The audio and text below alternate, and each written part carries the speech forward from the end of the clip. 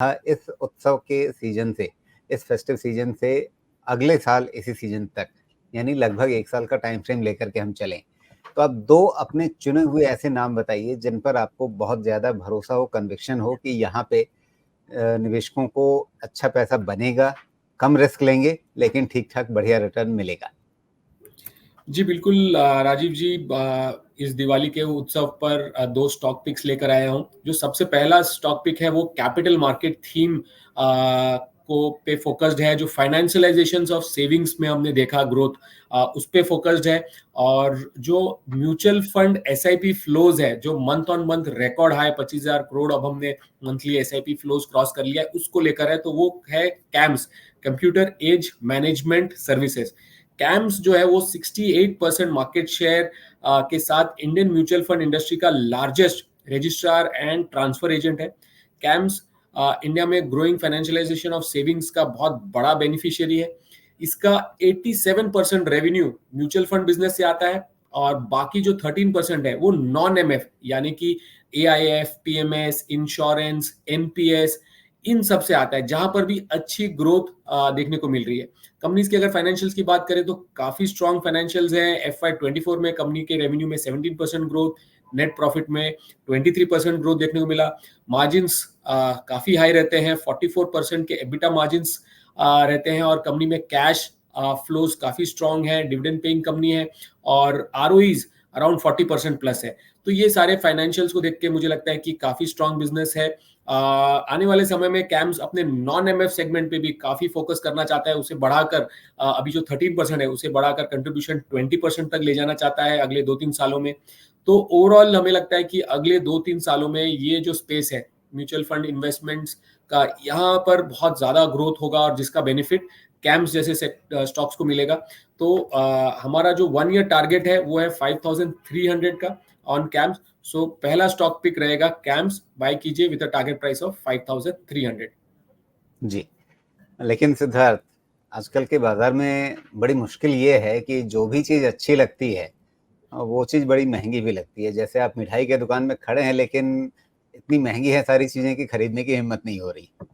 अब कैम्स आप कितना पी चल रहा होगा इसका? मेरा ख्याल है 60 के ऊपर होगा ये, 62-63 के आसपास चल रहा है प्राइस अर्निंग मल्टीपल इसका। क्या ये तो इस भाव पे सस्ता है? तो हमारे कैलकुलेशन में ये स्टॉक का पी जो है FY25 जो 6 महीने आगे है वो 50 का पी है, और FY26 पे 40 का पी है। तो अगर आप देखें तो ग्रोथ रेट, जो नेट प्रॉफिट ग्रोथ है वो 20-25% अर्निंग्स ग्रोथ है, कैश फ्लो है, रिटर्न रेशियोज 40% प्लस है। तो मुझे लगता है कि 40 times P for a company with strong growth, cash generation, high focus on the financialisation of savings, तो ये बहुत ज्यादा महंगा नहीं है। बट अगर आज के एनवायरनमेंट में अगर आपको ऐसा स्टॉक लेना पड़े तो ये मतलब मुझे लगता है कि द कॉस्ट फॉर बिजनेसेस जो कंसिस्टेंटली ग्रो कर रहे हैं, it is not very expensive. जहां बहुत सारे स्टॉक्स हैं जहां पर आपको 80, 90, 100 का पी पे भी मिल रहा है, तो ये 40 टाइम्स पी ऑन FY26 मुझे लगता है कि ये काफी कंफर्टेबल है for the business and cash flows that it is generating. जी, हमें 1.5 साल आगे जाकर के 40 पी वाली चीज़ खरीदनी पड़ रही है। जी बिल्कुल।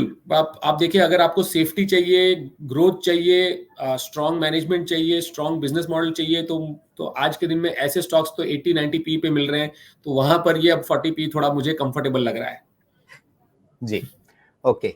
कोई इसमें रिस्क आपको लगता है कि अगर कहीं आज मतलब इस समय तो फाइनेंशियल मार्केट में सब कुछ बहुत बढ़िया-बढ़िया चल रहा है, सब अच्छा चल रहा है। आपने गिनाया कि कैसे म्यूचुअल फंड्स की एसआईपी हर महीने नए रिकॉर्ड के साथ आ रही है, वो सब कुछ ठीक चल रहा है। लेकिन बाज़ार का एक नेचर है कि वो उतार-चढ़ाव हर तरह के दौर से गुज़रता है, साइक्लिकल होता ही है। और पिछले कई सालों से हमने एक बाज़ार में कोई बड़ी उठापटक देखी नहीं है। पर्टिकुलरली जो कोरोना के इंसिडेंट्स के बाद मार्च 2020 में जो एक गिरावट आई थी, उसके बाद से फिर हमने लगातार बाज़ार में एक अच्छी तेज़ी ही देखी है। तो कभी जब साइकिल पलटेगा, कभी किसी वजह से बाज़ार में उतार-चढ़ाव आएगा, तो क्या उस समय कैम्स एक सेफ स्टॉक होगा? जी राजीव जी, बिल्कुल मुझे वही डर से लगकर मैंने ये सेफ स्टॉक सिलेक्ट किया है, क्योंकि मेरा व्यू मार्केट पे बहुत पॉजिटिव नहीं है, जो कि हम आगे पहले पिछले 15-20 मिनट में बहुत डिटेल में बात कर रहे थे, क्योंकि एक कैश जनरेशन बिजनेस है, न्यू एज बिजनेस है नहीं, और कंसिस्टेंट फ्लोज है। हाँ, रिस्क आप बोल रहे थे, तो डेफिनेटली कोई भी बिजनेस विदाउट रिस्क होता नहीं है। रेगुलेटरी रिस्क एक बहुत बड़ा फैक्टर होता है। कंपटीशन आज के दिन में जैसे हमने देखा कि ऑलमोस्ट 67% मार्केट शेयर इनका है। कोई नया प्लेयर इस स्पेस में घुसता है और मार्केट शेयर लेने की कोशिश करता है, तो ये एक थोड़ा प्रॉब्लम हो सकता है। मार्केट्स बाय इटसेल्फ, अगर स्टॉक मार्केट गिरते हैं तो ये म्यूचुअल फंड इन्वेस्टमेंट्स पे भी इम्पैक्ट आता है। वहां पे लोग अपने सिप्स बंद करते हैं, तो वो फ्लोज और नंबर ऑफ ट्रांजैक्शंस वहां पे थोड़े बहुत कम होते हैं। तो लिंक टू द मार्केट है डेफिनेटली, यस। बट मुझे लगता है कि एसआईपी जो लास्ट 4-5 सालों में हमने देखा कि बहुत स्टिकी है, मार्केट्स में उतार चढ़ाव आते हैं, लेकिन लोगों ने अपना कन्विक्शन जो लॉन्ग टर्म इंडिया थीम पर लगा रखा है, तो उससे ये बेनिफिट इसको मिलता रहेगा। जो दूसरा मेरा जी पॉइंट था कि मतलब अगर आप देखें जो नॉन एमएफ बिजनेस है, वहां पर भी अभी काफी ग्रोथ हो रहा है, काफी फोकस है। Insurance as a space, pension as a space, तो यहाँ पर भी कंपनी पेनिट्रेशन कर रही है, वहां पर ग्रोथ आएगा।